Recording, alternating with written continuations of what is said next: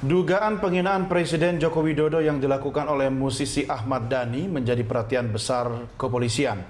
Polisi pemirsa berencana akan memanggil sejumlah saksi besok hari Kamis, dan nama-nama yang dipanggil oleh polisi merupakan tokoh yang banyak juga dikenal oleh publik. Semua saksi yang akan diperiksa merupakan peserta aksi unjuk rasa tanggal 4 November 2016. Salah satu yang dipanggil sebagai saksi adalah tokoh berinisial HS. Dan yang lainnya pemirsa, seperti yang Anda simak dalam tayangan berikut ini, Ahmad Dhani dilaporkan oleh dua organisasi pendukung Presiden Joko Widodo, yaitu Laskar Rakyat Jokowi atau LRJ dan Projo, ke Polda Metro Jaya. Ahmad Dhani dianggap menghina Presiden saat mengikuti aksi pada hari Jumat 4 November.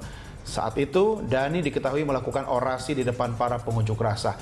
Penghinaan terhadap Joko Widodo dilakukan dengan mengeluarkan kata-kata kotor saat melakukan orasi. Berikutnya adalah Rizik Syihab yang merupakan salah seorang penggerak aksi 4 November. Pimpinan FPI itu juga sempat mengajukan diri menjadi saksi dalam kasus dugaan penistaan agama yang dilakukan oleh calon gubernur DKI Jakarta Basuki Cahayapurnama atau Ahok. Berikutnya yang akan dimintai keterangan besok juga adalah Amin Rais yang turun ke jalan saat terjadinya unjuk rasa 4 November 2016. Politisi senior sekaligus pendiri Partai Amanat Nasional ini berorasi di tengah massa dan meminta agar Presiden Jokowi segera menuntaskan dugaan penistaan agama yang dilakukan oleh Ahok. Amin Rais memang terkenal atau dikenal sebagai salah satu tokoh yang kerap menentang berbagai kebijakan Jokowi maupun Ahok. Pemirsa, selain Rizik Syihab, polisi juga akan memanggil juru bicara FPI Munarman. Dalam aksi unjuk rasa 4 November lalu, Munarman bahkan bertindak sebagai salah seorang panglima lapangan. Ia menjadi salah satu penggerak demo susulan yang rencananya digelar 2 Desember mendatang. Aktivis dan budayawan yang satu ini saya yakin Anda juga kenal sebagai salah seorang tokoh yang kerap berseberangan dengan Presiden Jokowi dan juga Ahok. Beberapa kali tokoh ini melontarkan kritikan pedas kepada Presiden Jokowi maupun Gubernur Ahok. Padahal Ratna Sarumpait awalnya merupakan pendukung pasangan Jokowi Ahok dalam Pilkada 2012. Saat aksi tanggal 4 November, ia diamankan polisi karena dianggap melakukan kegiatan provokasi. Berikutnya pemirsa, Egy Sujana, advokat yang turun ke jalan saat 4 November. Ia menjadi salah seorang saksi mata saat Dhani melakukan orasi. Egy mendapat jatah orasi tepat setelah Dhani berpidato. Dan yang terakhir adalah penyanyi Mulan Jamila atau Nyonya Ahmad Dhani. Walaupun Nyonya Ahmad Dhani ini tidak ikut berorasi, tapi Mulan Jamila terlihat berada di dekat suaminya saat aksi unjuk rasa 4 November. Ya, memang hukum tidak pandang bulu ya. Mau itu istri, teman, mantan pacar atau siapa. Tapi kalau Anda lihat Pak Sunggul, nama-nama yang akan dimintai keterangan itu paling tidak bisa mendukung laporan Anda. Oh ya, mendukung. Mendukung untuk menolak atau bagaimana? Itu kan mendukung semua orang-orang yang ada di Kalau mereka bohong kan ada videonya. Ya. Mereka ada di TKP pada saat itu, ada suara jelas penghinaan keluar dari mulut Ahmad Dhani. Nah, dugaan ini yang harus kita Apa yang beredar di media sosial sama dengan yang Anda miliki? Video-video itu? Kurang lebih sama, tapi ternyata polisi punya lebih lengkap. Ya, Anda menggunakan barang bukti video dari mana nanti? Yang sudah dilaporkan itu dari pihak Anda sendiri? Iya. Saksi-saksi teman-teman yang ada di lapangan pada saat itu yang merekam. Tidak diedit, tidak dirubah? Oh, tidak. Tidak ada yang dikurangi satu kata pun kan? Tidak ada. Nah, jangan sampai nanti tuntutan berbalik kan, kalau memang Anda melakukan itu bisa jadi dianggap dipolitisir gitu. Oh enggak, kami sudah siap untuk itu. Tidak. Pak Jamin, bagaimana Anda melihat? Ini kan tentu kan laporan tentu diterima. Setelah laporan diterima tentu dilakukan upaya penyelidikan. Apa fungsi penyelidikan itu? Untuk melihat apakah suatu peristiwa yang dilaporkan ini merupakan suatu peristiwa pidana atau bukan. Ya. Jadi untuk menentukan apakah suatu peristiwa ini merupakan suatu peristiwa pidana atau bukan, tentu penyelidik dalam hal ini akan memanggil beberapa saksi yang ada pada saat kejadian tersebut, di tempat tersebut dan waktu tersebut.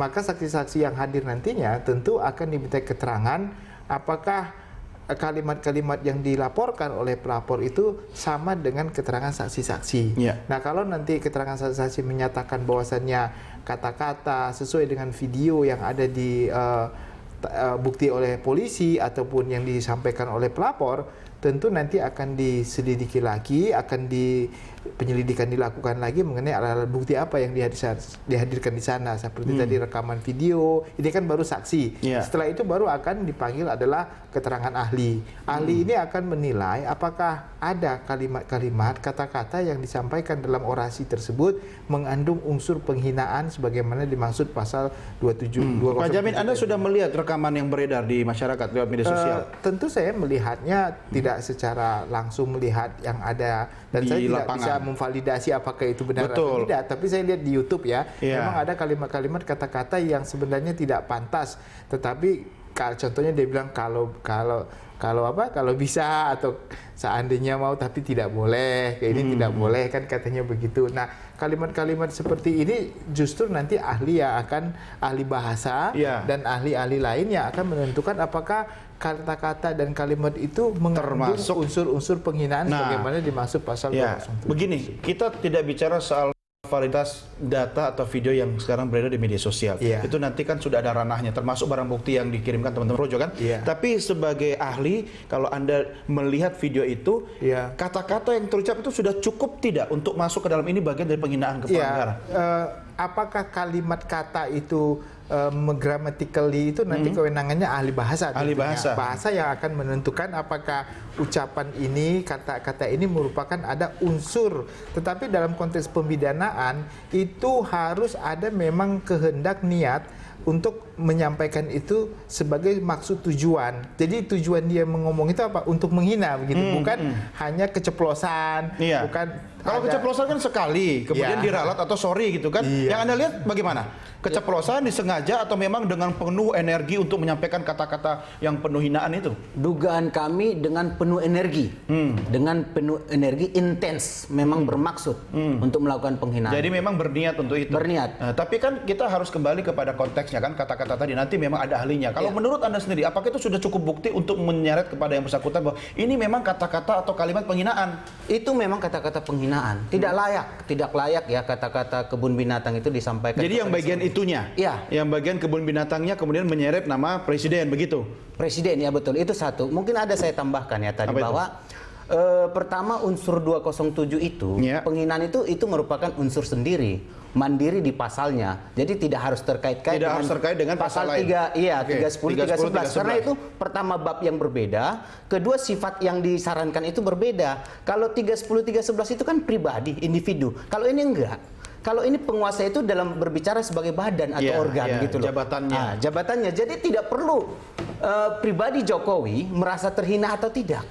Tidak perlu. Warga negara yang merasa itu lembaga ini terhina boleh. boleh. Makanya dia itu adalah bukan merujuk kepada individu seseorang, bukan, tetapi penguasa atau badan umum. Itu beda, babnya aja beda, unsurnya pun berbeda. Gitu Iya. kalau pendapat kami, Iya, oke. berdasarkan kajian kami dan sudah diterima oleh kepolisian. Iya, Gitu. ya artinya memang Anda menggunakan 207 KUHP gitu Persis. kan. Tapi kan alat bukti, bahan-bahan yang memang Anda kirimkan itu setidaknya sudah membuat Anda cukup yakin dan kuat bahwa ini bisa menyeret yang bersangkutan gitu kan. Kami sangat percaya diri, polisi pasti menuntaskan perkara ini dan dibawa ke persidangan. Anda tidak melihat nih Pak Sunggul, kalau situasi saat orang berkumpul dalam suasana ramai begitu kan, Iya. kadang-kadang kan emosinya, energinya itu kan memang bergelora gitu kan. Iya. Secara psikologi komunikasi massanya memang kita harus melihat sisi di mana orang pasti akan mudah untuk terpancing atau out of control begitu. Tidakkah itu ada satu hal yang Anda lihat bahwa memang faktor pemicunya lah yang menjadi penyebabnya?